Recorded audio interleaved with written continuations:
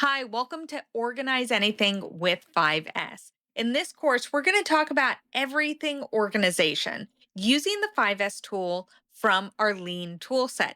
My name's Amanda Zimmerman, and I'm with you today to help teach you all about 5S so that you can start to improve your physical workspaces and your virtual ones. Let's get started. So, first, we're going to talk about why 5S and what 5S actually is. Then we're going to talk about how you can apply it in a physical workspace or at home in a physical space. We're going to use an at home example so that you can take that and you can then iterate on that and do better and better and better. We're also going to talk about a virtual example. Now, this is a place where we don't have as much methodology out there, as many courses out there, or information out there for you to be able to execute. But today we're going to talk about virtual environments and some easy tools that you can use to create organization and simplification of processes for our virtual workspaces as well. And then finally, we're going to bring all that together. We're going to talk about some final tips and tricks and some of the nuances of 5S across the world. So let's go ahead and get started with just what 5S is. So, 5S is simply a framework that allows us to keep spaces organized so that we have a place for everything and everything is in its place. It's a 5 step methodology with words starting all with S. Now, they were originally in Japanese in our Toyota production system tool set or lean manufacturing tool set, and they've been translated into English, and it just so happens that they're all still S words. So that's very lucky. So 5S lists sort, set in order, shine, standardize, and sustain. So we'll go through each of those in detail so that you can see not just what it is, but how you can apply that to see the benefits you want to see. Now, it was developed, as I said, in Japan, but it's also inspired other organizational frameworks that are out there, such as Marie Kondo. But I won't ask you to hold an item and ask if it brings you joy, right? That's not going to be something I ask. You can ask people if you'd like, but it's not part of this course.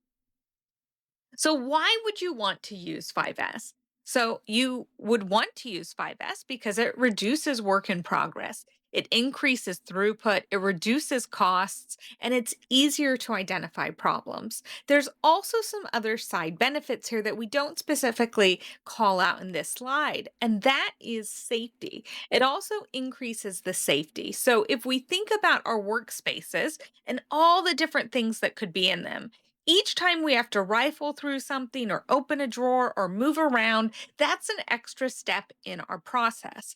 The more steps in our process that we have, the higher chance we have of making a mistake. So, the fewer things that we have that we're moving around or searching through or grabbing, the less likely it is that we are going to make a mistake, which means not only are our processes more efficient and effective, but those mistakes could also be safety incidents. So that means that we also inherently make our work safer. Now, that's whether we're at home or at the office or at the plant, whatever type of facility that you do work in.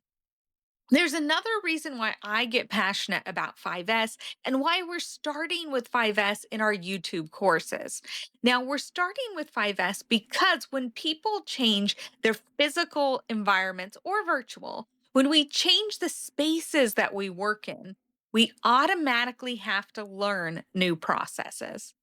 And when we have to learn new processes, that means we are going to be more open to change. We're going to be more open to changing the way that we're used to doing our processes, which, if you're a process improvement professional, that means that it gives you a fantastic in to be able to change bigger things. So it's a fantastic tool to start with because it kind of opens that door for you then to introduce more and more improvements.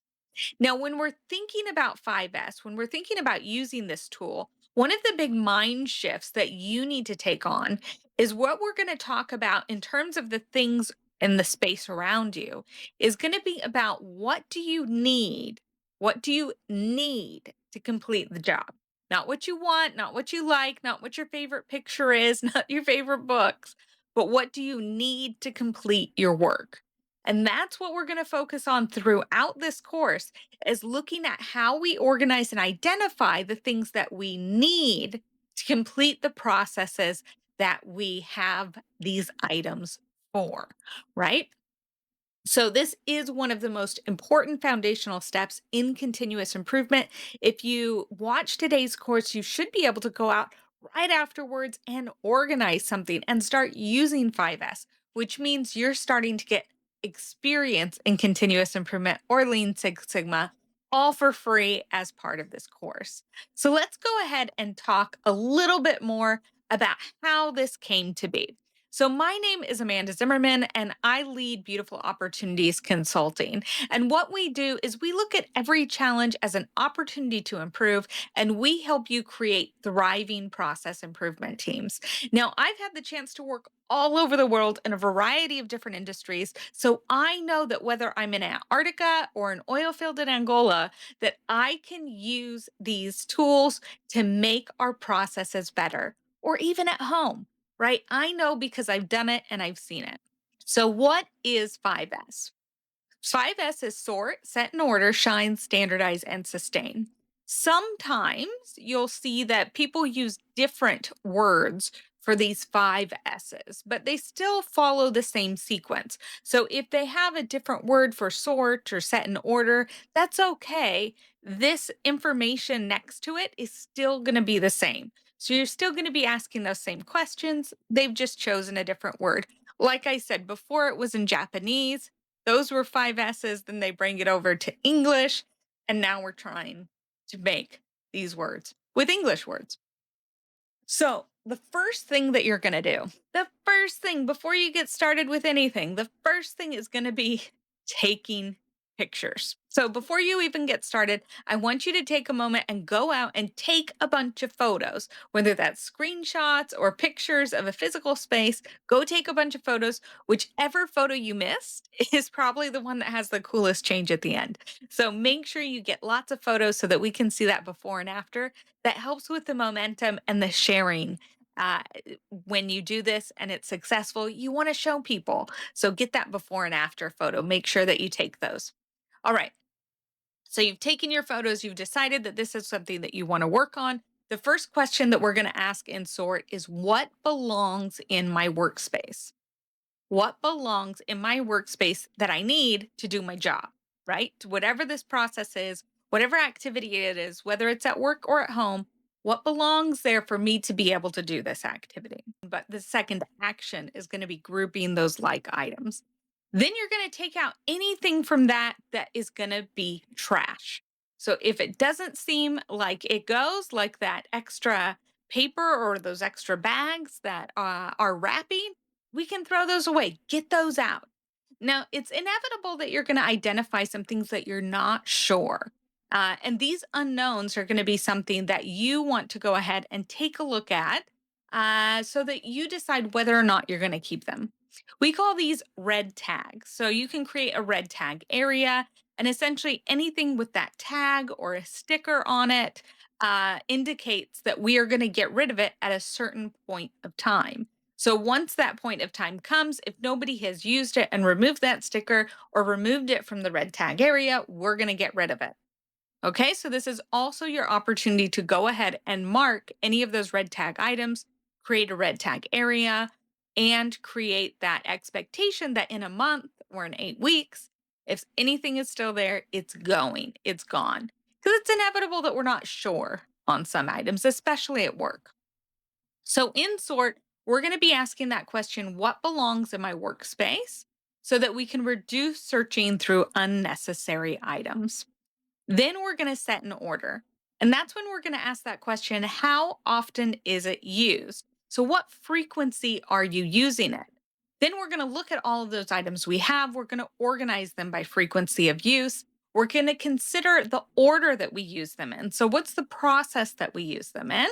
And then we're going to reduce any of that excess inventory. So, we might have spares or extra items in there for just in case. We're going to get rid of any of those. And if there are things that are still there that we say, hey, we're not sure, Again, we're going to red tag those and have that expectation after a certain period of time that we're getting rid of them. So, in set in order, we're asking that question: how often is this used, the frequency of use, so that we reduce excessive motion that we have when we're finding things, when we're looking for things. In Shine, what we're going to do is we're going to take action so that we can quickly spot defects. So we are going to remove any extra storage. We're going to clean. We're going to test and adjust, and we're going to put in any visual signals. Now, quickly spot defects is something that makes our workplace safer. There was a team I worked with several years ago that when we did Shine, nobody really wanted to clean the floor. This was a manufacturing environment where we had big pieces of equipment. There was different stains on the floor, but we did. We all went in and we scrubbed that floor till it was clean. Now the next week, it just so happened the machine started leaking. Now rather than that leak kind of going unnoticed because it matched the stain, people noticed immediately. They could quickly spot that defect. And as a result, they were able to go ahead and get the maintenance the equipment needed without having to shut it down, versus otherwise it could have gotten worse and they may have had to have it shut down for several days. So, this is what we want. We want it to be clean so that if something is out of place, it's really, really obvious. And then in Standardize, what we're going to do is how will we keep it going? This is what we want to answer: is what is the routine? What is the activities that are going to make sure that people are accountable for continuing these activities, for continuing to keep it clean?